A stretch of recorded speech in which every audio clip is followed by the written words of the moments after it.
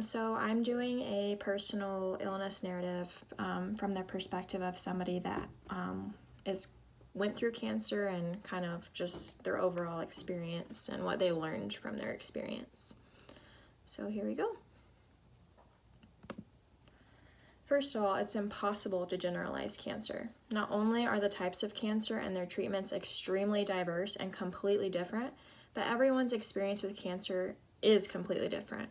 That being said, I'm going to try to do the impossible. You've got to remember that you're talking about 7 years of my life. I mean, it'd be hard for anyone to generalize 7 years of their life. So how am I supposed to explain the most crazy and difficult 7 years that I'll ever experience? What I can say is that I'll never be the same. I believe that I've changed for the better, but who can say? I can't really explain what I've suffered during my treatments. It's the kind of thing that unless you've experienced for yourself, which is something I don't recommend, by the way, you'll never get it. Something that is true for all cancers is that the treatments are more painful, damaging, and outright maddening than the cancer itself. Throughout the treatment, cancer patients will always ask themselves why they're enduring those treatments. The only difference is that the cancer will kill you and the treatments will hopefully save your life. About that, uncertainty is one of the worst parts of cancer. You never know if you'll live. Everything can be going well, and in the span of a week or even a couple days, you could end up in the ER knowing that you only have a couple hours left to live. Even when you're in remission, or even declared cured, which by the way are completely different, even though the media likes to act like they're the same. You will never know for sure if you're cured. The only way to know for sure whether or not there's any cancer left in your body is for the cancer to come back. Also, about the media, just don't listen to it. When it comes to cancer, the media does much more harm than good. Not only do they spread misinformation about cancer, no, there is no quick or easy cure for cancer. You can't go to the hospital to be treated for cancer and come out cured in a week.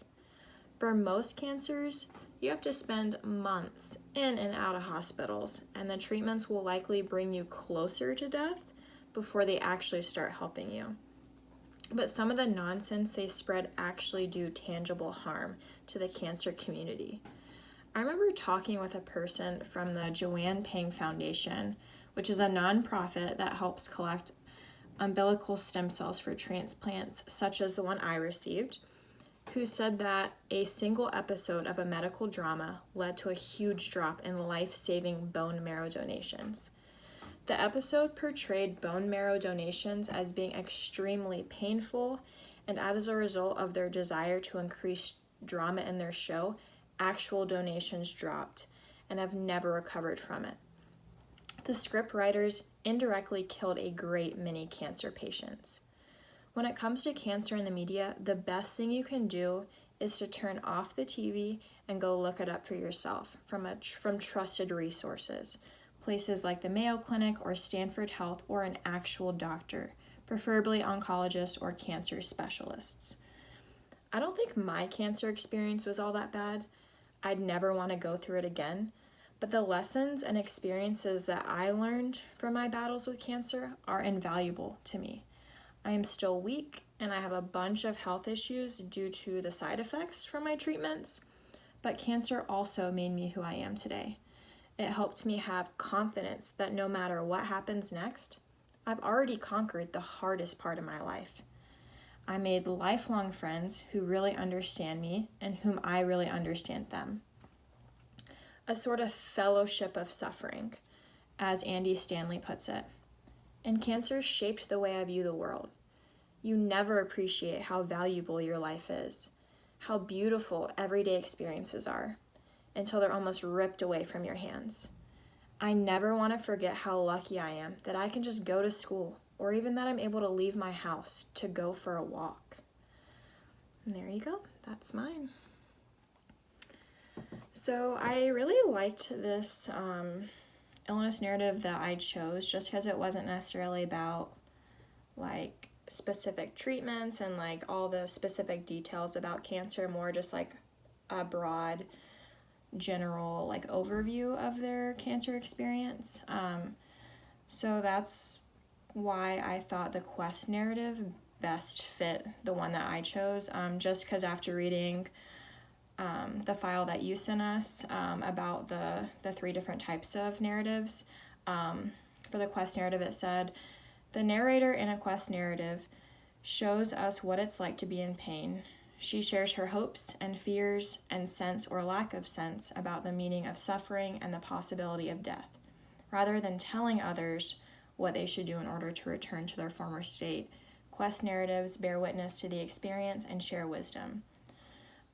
So from that little insert, share wisdom is kind of what I got most out of that, because I felt like in the narrative that I read from, that's what they did. They shared like their wisdom from their experience, just kind of about not really listening to the media, getting information from reliable sources, that it made them a better person, that they're thankful for that they can, go on a walk and go to school. So that's why I chose that one kind of over the other 2, because I didn't feel like the other 2 fit with the narrative that I chose. And then as for I chose kind of like narrative interdependence. Not that they related their story to anybody else's, but the person did say in the beginning that everybody's cancer story is different. There's multiple types of cancers. People go through many different things. Some, like the treatments are obviously going to be different. People go through treatments with different time spans. But I kind of overall feel like this person's journey could be the same as another person's journey. I feel like she had a pretty positive outlook on the cancer journey, whereas other people might not feel the same, but I'm sure a lot of cancer survivors especially would probably say the same and get a lot out of this illness narrative. So those are kind of my thoughts on the one that I chose.